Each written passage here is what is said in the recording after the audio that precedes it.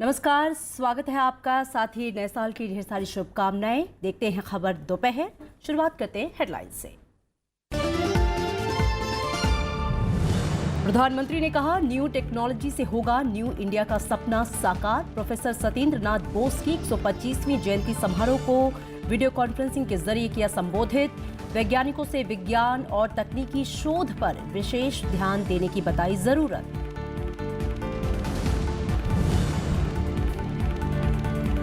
असम सरकार ने national register of citizens का पहला मसौदा किया जारी। 1,90,00,000 आवेदकों के नाम शामिल। बांग्लादेश से घुसपैठ की आशंका के मद्देनजर कदम।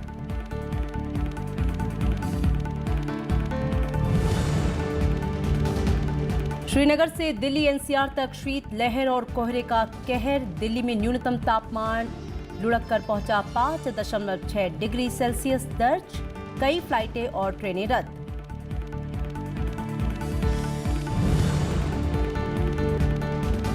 फिलिस्तीन ने अमेरिका से वापस बुलाया अपना राजदूत। यरूशलेम को इजराइल की राजधानी के तौर पर मान्यता के मद्देनजर उठाया कदम। संयुक्त राष्ट्र महासभा में अमेरिकी प्रस्ताव खारिज होने के बाद के कदमों पर विचार।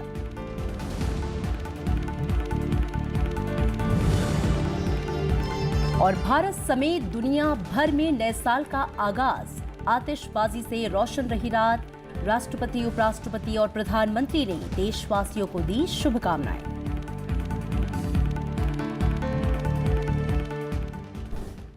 और आइए शुरुआत करते हैं खबरों की विस्तार से। प्रधानमंत्री नरेंद्र मोदी ने वैज्ञानिकों से अपने अनुसंधान को आम लोगों तक पहुंचाने और उनकी बेहतरी के लिए इस्तेमाल करने की सलाह दी है। प्रधानमंत्री आज भौतिक विज्ञानी प्रोफेसर सत्येंद्र नाथ बोस की 125वीं जयंती समारोह को वीडियो कॉन्फ्रेंसिंग के जरिए संबोधित कर रहे थे।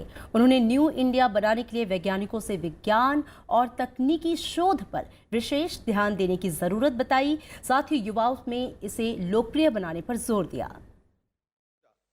प्रधानमंत्री नरेंद्र मोदी ने सोमवार को प्रोफेसर सत्येंद्र नाथ बोस की 125वीं जयंती समारोह को वीडियो कॉन्फ्रेंसिंग के जरिए संबोधित किया। प्रधानमंत्री ने वैज्ञानिकों से अपने आविष्कार और शोध के जरिए लोगों की जिंदगी को आसान बनाने के लिए काम करने की अपील की।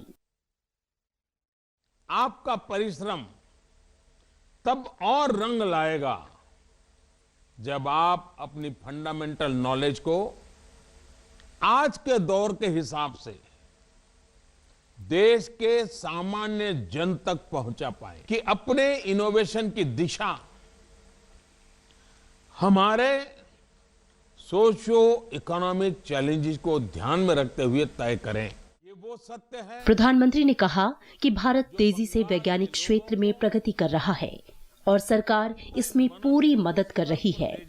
उन्होंने न्यू इंडिया बनाने के लिए विज्ञान और प्रौद्योगिकी से जुड़े लोगों को नवाचार और शोध पर विशेष ध्यान देने की सलाह दी। हम देश में 20 ऐसे संस्थानों के निर्माण का प्रयास कर रहे हैं जो दुनिया में अपनी धाक जमाएं। इस मिशन में शामिल होने के लिए सरकार हायर एजुकेशन से जुड़ी प्राइवेट और पब्लिक संस्थाओं को निमंत्रित कर रही है। क्वांटम भौतिकी को नई दिशा देने वाले भौतिक शास्त्री सत्येंद्र नाथ बोस का जन्म 1 जनवरी 1894 को कोलकाता में हुआ। सत्येंद्र नाथ बोस क्वांटम मैकेनिक्स के अग्रणी वैज्ञानिक माने जाते हैं, जिन्होंने प्लांक के विकिरण नियम की गलतियों में सुधार किया। सत्येंद्र नाथ बोस ने नए नियमों की खोज की, जो आगे चलकर बोस आइंस्टाइन सांख्यिकी के नाम से जाना जाता है। परमाणु कणों के 2 प्रकार में से एक का नाम डॉक्टर एस.एन. बोस के नाम पर बोसॉन रखा गया है। Bureau report, Rajya Sabha TV.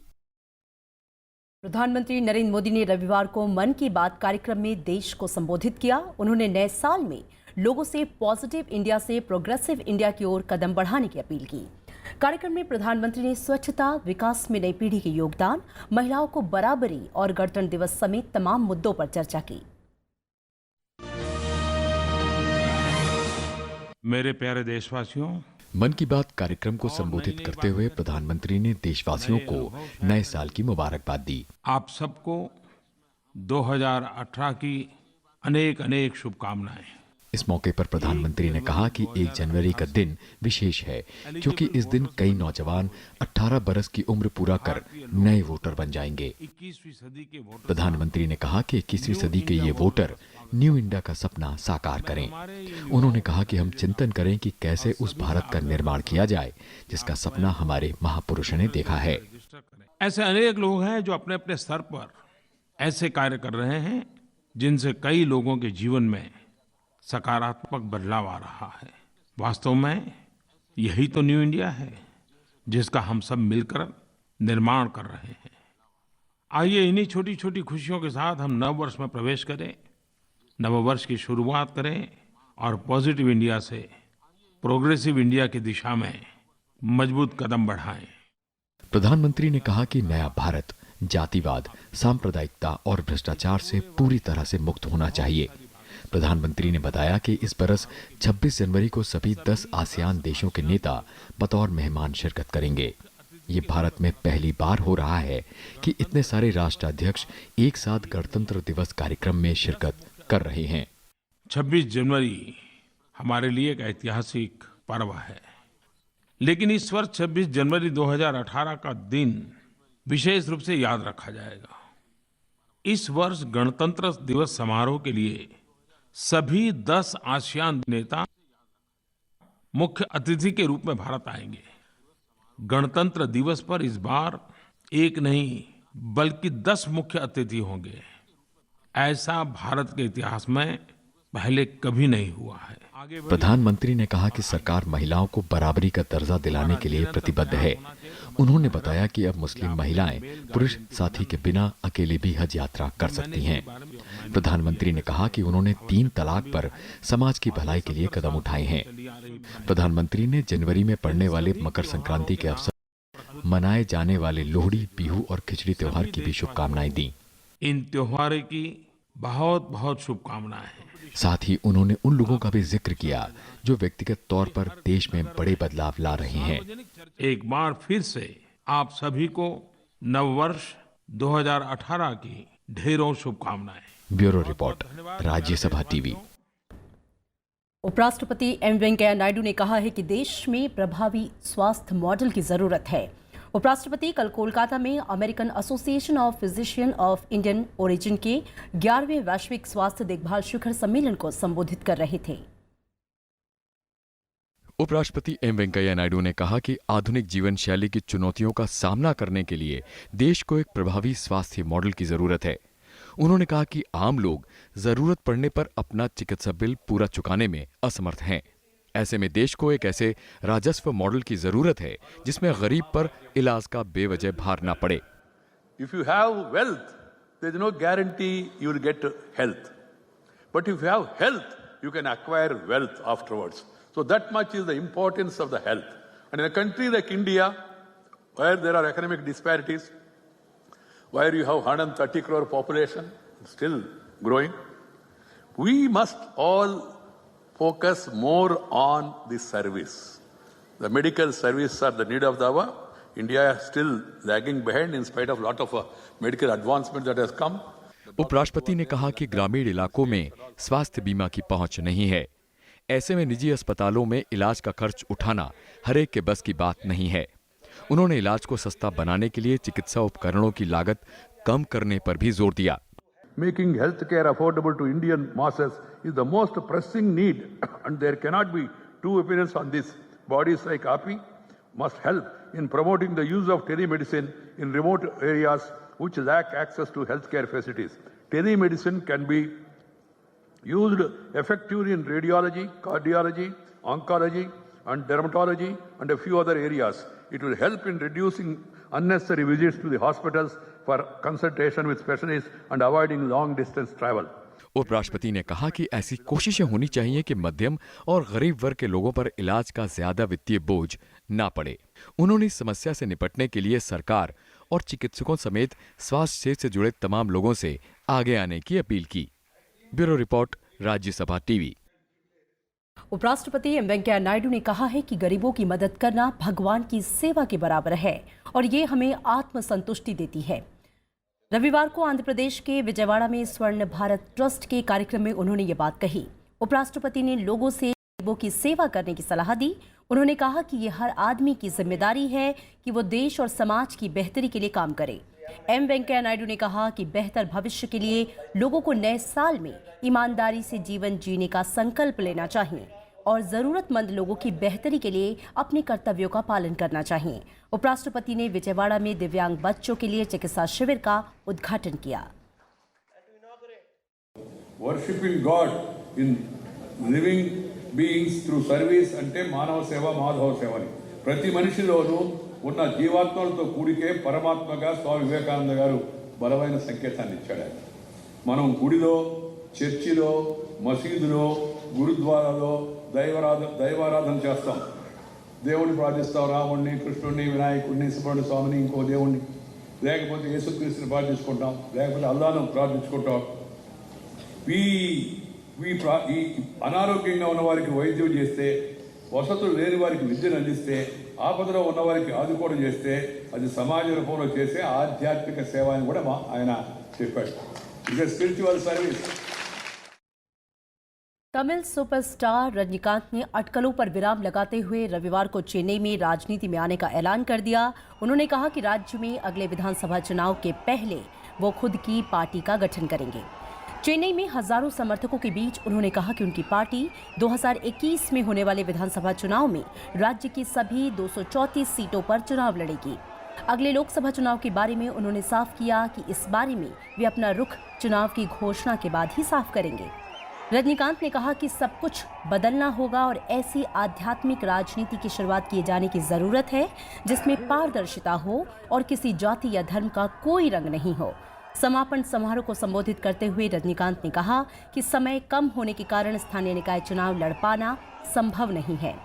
Rajinikanth ने ऐसे वक्त में ये फैसला लिया है जब तमिलनाडु में पूर्व मुख्यमंत्री और अन्ना द्रमुक प्रमुख जयललिता की मौत और द्रमुक प्रमुख एम करुणानिधि के पार्टी के कामकाज से अलग होने के बाद राज्य राजनीतिक उथल पुथल का सामना कर रहा है।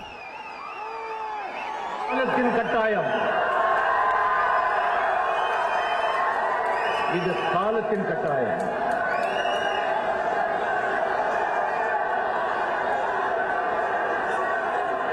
வரப்போற சட்டமன்ற தேர்தலில் நான் தனி கட்சி ஆரம்பித்து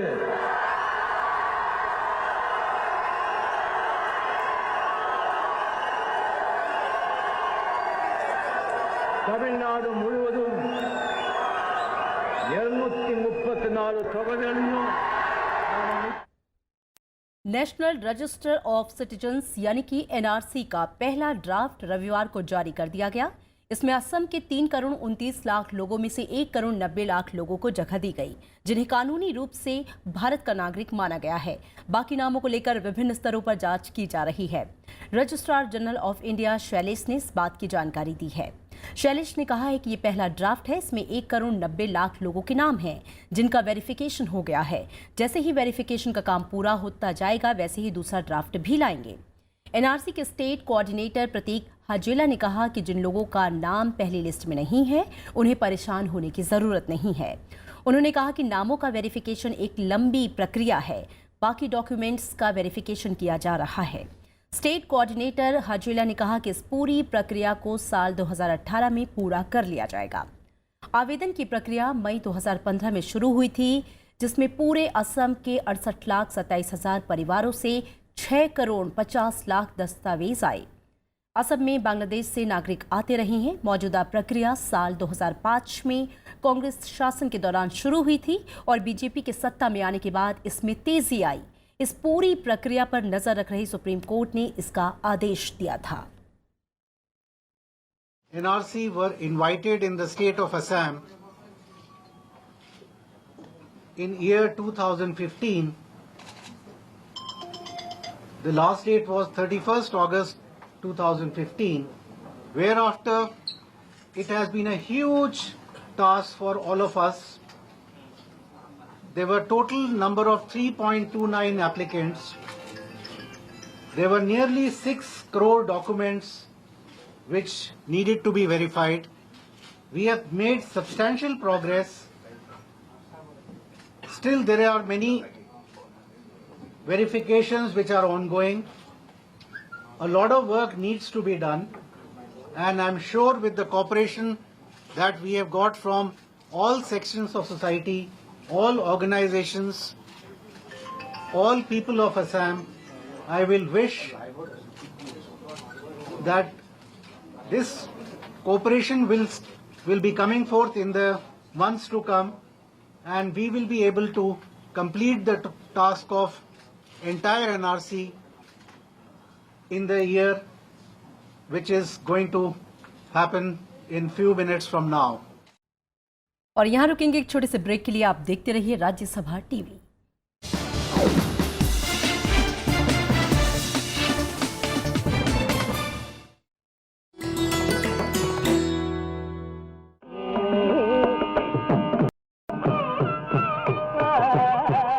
मदुरई सुब्बालक्ष्मी कर्नाटक शैली की मशहूर संगीतकार, संयुक्त राष्ट्र संघ सभा में संगीत प्रस्तुति देने वाली पहली भारतीय, भारत रत्न से सम्मानित पहली महिला संगीतज्ञ, रेमन मैग्सेसे अवार्ड पाने वाली पहली भारतीय महिला। इसके अलावा वो पहली महिला रही जिन्हें संगीत कलानिधि के रूप में मिला कर्नाटक संगीत का सर्वोत्तम पुरस्कार। महात्मा गांधी, पंडित नेहरू और लता मंगेशकर को किया जाता है इनके प्रशंसकों में शुमार।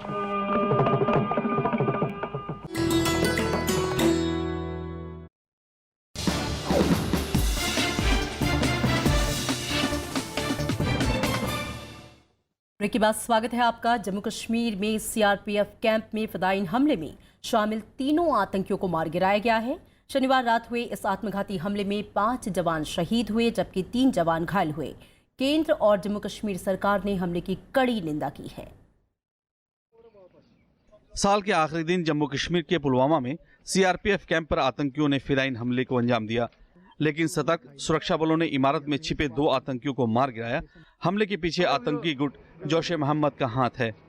हमारी ट्रुप्स पहले से ही काफी तैयार थे, अलर्ट थे, और जैसे ही वे घुसे, ये हमारी ट्रुप्स की अलर्टनेस का वजह है, जिसके वजह से वो 1 या 2 बिल्डिंग में ही लिमिटेड रह गए। इस हमले में सीआरपीएफ के 5 जवान शहीद हो गए, वहीं 3 जवान घायल हुए हैं। शहीद जवानों को श्रीनगर में श्रद्धांजलि दी गई। जम्मू कश्मीर और केंद्र सरकार का कहना है कि आतंकी बौखलाहट में ऐसे हमले कर रहे हैं। और इस संकट की घड़ी में पूरा देश उनके परिवार के साथ पूरी मजबूती के साथ खड़ा है, और हमारे शहीदों का यह बलिदान किसी भी सूरत में व्यर्थ नहीं जाने पाएगा, यह मैं यकीन दिलाना चाहता हूँ। लेकिन हम उसकी जो है पूरा जवाब दे रहे हैं, उसको मुंह की खानी पड़ रही है, और साथ साथ डिप्लोमेसी के फ्रंट के ऊपर पाकिस्तान जैसे एक्सपोज हुआ है और पूरी दुनिया में वो जो है आइसोलेट हुआ है। आने वाले वक्त में अब देखेंगे कि पाकिस्तान को जैसा वो करेगा उसको वैसा ही सबक सिखाया जाएगा। उधर राजौरी और पुंछ जिले से लगी नियंत्रण रेखा पर पाकिस्तान ने रविवार को एक बार फिर संघर्ष विराम का उल्लंघन किया। सीमा पार से गोलीबारी में 1 जवान शहीद हो गया। ये नौशेरा सेक्टर में एलओसी पे 19 पंजाब के एक जवान जसबीर सिंह की सीज़ फायर वायलेशन में जो है उसकी शहादत हुई है, और सीज़ फायर वायलेशन जो है आज भी वैसे ही पाकिस्तान की तरफ से शुरुआत हुई है। पाकिस्तानी सेना आतंकियों की घुसपैठ कराने के लिए भारतीय सैन्य चौकी और रिहायशी इलाकों निशाना बनाती रही है। इस बार पाकिस्तान ने 881 बार संघर्ष विराम का उल्लंघन किया है। इनमें सुरक्षा बलों के जवानों समेत 34 लोगों की जानें गई हैं। Bureau report, Rajya Sabha TV. और कमला मिल्स में आग लगने के मामले में मुंबई पुलिस ने आज वन अबव पब के 2 मैनेजरों को गिरफ्तार किया। गिरफ्तार किए गए दोनों मैनेजरों का नाम केविन बाबा और लूपस है। पुलिस इस मामले में रविवार को मालिकों को कथित तौर पर पनाह देने के आरोप में 2 लोगों को गिरफ्तार कर चुकी है। पब में आग लगने की घटना में 14 लोगों की मौत होने के बाद इसके मालिकों के खिलाफ मामला दर्ज किया गया था। और अब मौसम की खबर। पहाड़ों में हो रही बर्फबारी से मैदानी इलाकों में शीतलहर का प्रकोप बढ़ गया है। जम्मू कश्मीर में कई जगहों पर पारा 0 से भी नीचे चला गया है। श्रीनगर में पारा -3.6 डिग्री सेल्सियस पहुंच गया। वहीं लेह राज्य का सबसे ठंडा स्थान रहा, जहां तापमान 0 से 15.2 डिग्री सेल्सियस नीचे दर्ज किया गया। लद्दाख में भी तापमान 0 से नीचे दर्ज किया गया। उत्तरी कश्मीर के कुपवाड़ा और दक्षिणी कश्मीर के काजीगुंड में पारा गिरने से लोगों की मुश्किलें बढ़ गई हैं। और इधर हिमाचल प्रदेश में भी जारी बर्फबारी ने लोगों की मुश्किलें बढ़ा दी हैं। काइलोंग में तापमान 0 से 9.6 डिग्री सेल्सियस नीचे आ गया। सोलन में न्यूनतम तापमान 2.7 डिग्री सेल्सियस, जबकि शिमला में 4.2 डिग्री सेल्सियस दर्ज किया गया। पहाड़ी इलाकों से हो रही बर्फबारी से मैदानी इलाकों में भी ठंड बढ़ गई है। पारा गिरने से लोगों की मुश्किलें बढ़ गई हैं। उत्तर प्रदेश के लखीमपुर खीरी में सबसे कम तापमान 6.4 डिग्री दर्ज किया गया। वाराणसी, इलाहाबाद, कानपुर, झांसी में भी पारा गिरने से लोगों की मुश्किलें काफी बढ़ गई हैं। और वहीं राजधानी दिल्ली की बात करें तो दिल्ली में नए साल की पहली सुबह कोहरे से लिपटी रही। नए साल के पहले दिन दिल्ली एनसीआर में सुबह घने कोहरे की साथ हुई। दिल्ली की सड़कों पर चारों तरफ सिर्फ धुंध और कोहरा दिखाई दिया। दिल्ली में न्यूनतम तापमान लुढ़ककर 5.6 डिग्री सेल्सियस पहुंच गया। दिल्ली एयरपोर्ट पर विजिबिलिटी 50 मीटर रही। दिल्ली और आसपास में कोहरे का असर रेल और हवाई यातायात पर भी पड़ा। कोहरे की वजह से दिल्ली एयरपोर्ट से ज्यादातर इंटरनेशनल और घरेलू उड़ानों के समय में बदलाव करना पड़ा। वहीं रेल यातायात की बात करें तो कोहरे की वजह से दिल्ली आने वाली 56 ट्रेनें देरी से चल रही हैं। करीब 15 ट्रेनें रद्द की गई हैं और 20 ट्रेनों के समय में बदलाव किया गया। और अब अंतर्राष्ट्रीय खबरें। यरूशलेम को इजराइल की राजधानी घोषित करने के बाद फिलिस्तीन ने अमेरिका से अपने राजदूत को वापस बुलाने का ऐलान किया। फिलिस्तीन की सरकारी समाचार एजेंसी वफा ने यह खबर दी है। फिलिस्तीन के विदेश मंत्री रियाद अल मलिकी ने वाशिंगटन में पीएलओ के राजदूत हसम जोमलोट को वापस बुलाने का फैसला किया। अमेरिकी राष्ट्रपति डोनाल्ड ट्रंप ने 6 दिसंबर को यरूशलेम को इजराइल की राजधानी घोषित किया था, जिसके बाद फिलिस्तीन में हफ्तों तक अशांति रही।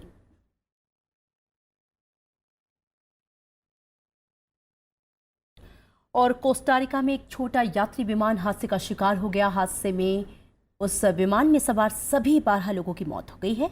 मरने वालों में 10 अमेरिकी नागरिक और चालक दल के 2 स्थानीय सदस्य शामिल हैं। जन सुरक्षा मंत्रालय ने हादसे के शिकार विमान के मलबे की तस्वीरें और वीडियो जारी किया। हादसा पश्चिमोत्तर कोस्टारिका के गुआनाकास्टा में हुआ। फिलहाल हादसे की वजहों का खुलासा नहीं हुआ है, क्योंकि हादसा पुंता इस्लिता के पहाड़ी इलाकों में हुआ। जिस जगह हादसा हुआ वो पर्यटकों के बीच काफी मशहूर है।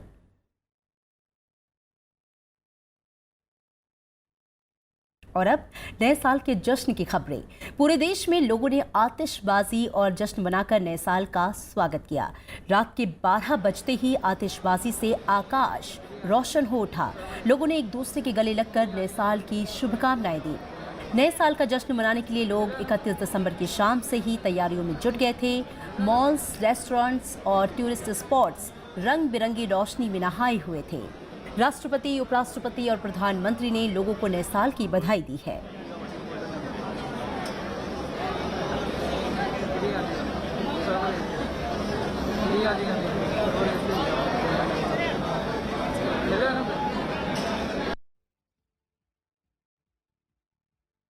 नए साल के मौके पर लोगों ने मंदिरों में जाकर पूजा अर्चना से नए साल की शुरुआत की। वाराणसी में गंगा आरती से नए साल का आगाज हुआ। इसके अलावा मुंबई, शिरडी समेत दूसरी जगहों पर भी लोगों ने धार्मिक आस्था के साथ नए साल का स्वागत किया। तस्वीरों में आप देख सकते हैं कि लोग सुबह ही मंदिरों में, गिरजाघरों में और अपने अपने पूजा स्थलों पर पहुंचे। वहां पे भगवान की आराधना की, नए साल का इस्तकबाल किया, इस उम्मीद के साथ कि आने वाला जो साल है उसका हर पल पूरी दुनिया के लिए अमन चैन लाए, हर इंसान की जिंदगी में खुशियां लेकर आए।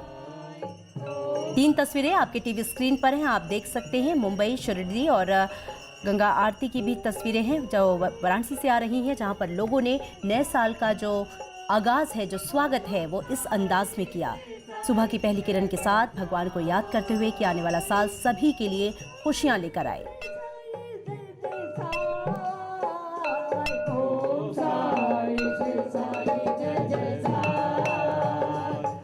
और बात करें दुनिया भर की, तो यहाँ पर भी नया साल जो है जोशो खरोश के साथ मनाया। सबसे पहले न्यूजीलैंड के ऑकलैंड में नए साल ने दस्तक दी। इस दौरान जबरदस्त आतिशबाजी की गई। इसके बाद ऑस्ट्रेलिया में नए साल का आगाज हुआ। रंग बिरंगी रोशनी और हैप्पी न्यू ईयर की गूंज के साथ नए साल का जश्न मना। दुनिया के दूसरे शहरों में भी नए साल का पूरे जोश के साथ स्वागत किया गया।